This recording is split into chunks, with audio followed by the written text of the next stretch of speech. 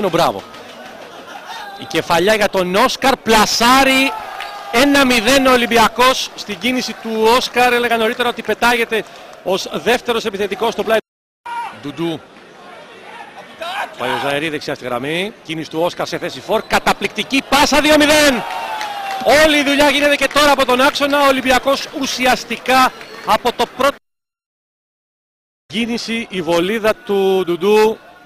Μετά το stop τους έχει στον Χόλεμπα, η μπάλα κόντραρε, άλλαξε πορεία αλλά δεν ευνηδίασε τον έμπειρο.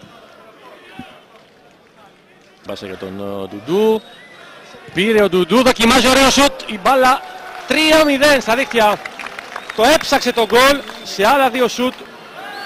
Βλέπει την κίνηση του Ντο Σάντος, παραλίγο αυτό γκολ, θέλησε να προλάβει την εξαιρετική πάσα για τον Γαλίτσιο. Αμέσως η σέντρα, η κεφαλιά, 4-0 Διόγο. Κύριος Γιαννίκος. Λαζαρεύσκη εκτέλεσε η μπάλα στο δοκάρι. Δίνει για τον Μήτρογλου, από την κόντρα ευνοείται ο Διόγο, πλασάρι, σκοράρει. 0-5.